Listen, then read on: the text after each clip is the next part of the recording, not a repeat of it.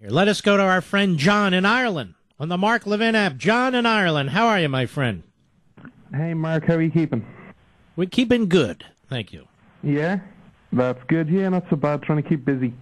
I wanted to just make a quick comment on Obamacare, but before that, I just wanted to, if you don't mind, just give you a quick comment on your book.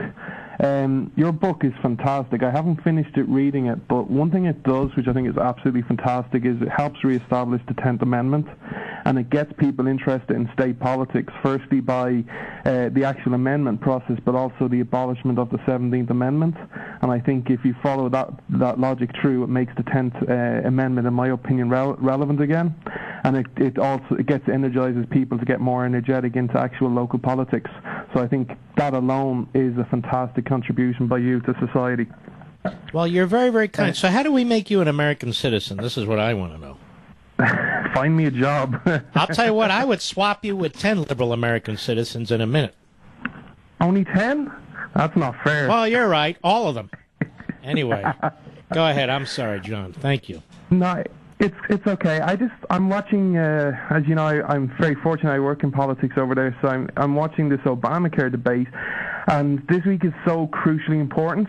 And I just wanted to give you guys what is down the road for you and way people talk about healthcare. First of all, the level of service goes down a ton. In places like Ireland, England, where you've got socialised medicine, if you're unlucky enough that you need really urgent surgery in a weekend, you're crossing your fingers basically, because you gotta hope that you get sick during the week. You get longer waiting lists. When you go into hospitals, you don't get seen straight away. You get 12, 24-hour waiting lists in Ireland at bad times. You know, you can wait up to 6 or 7 days on a trolley waiting to be seen and to get you discharged. You then have to pay, which is happening in England, for lap band surgeries, for plastic surgery. If people don't feel good and they're depressed and they feel like plastic surgery might work, it's going to be paid for.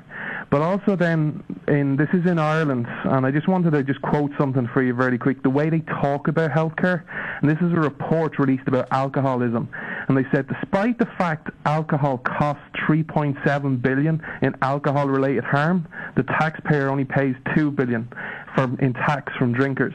And then it goes on, the whole report is to increase on tax.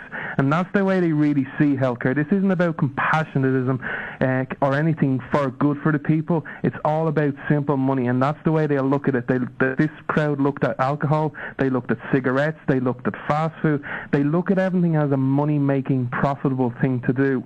And then the other thing is, which I find very ironic right now, because America looks like it might have a government shutdown. Normally, if you think government shutdowns might happen and the obstructionist Republicans are going to do this, the last thing you'd want to do is add another service to the government that might actually kill people. You think you'd want it separate from the government. Your point there is, why would you allow Obamacare to become a federal entitlement, so when you get into these battles in the future over spending, which we most assuredly will, that's just another entitlement that they're going to hang over everybody's head. That's your point. That's a great point. And then the other point I'd like to make, I actually just found this out literally 30 seconds ago by someone who's running in Ohio who's going to primary John Boehner. He said, what a ringing endorsement of defunding Obamacare. The Speaker doesn't even vote to defund it.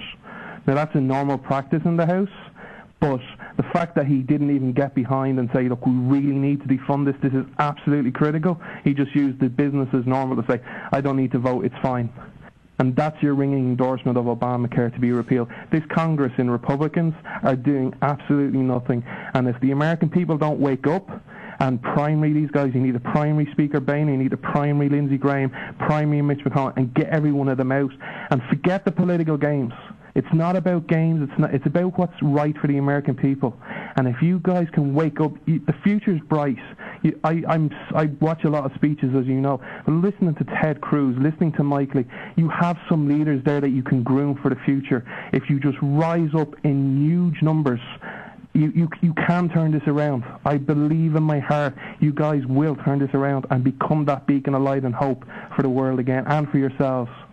Well, Big John, you're great. Terrific. And folks should know you come on my social sites, which we appreciate. And keep in touch. God bless you, brother. You too. God bless. All right, take care.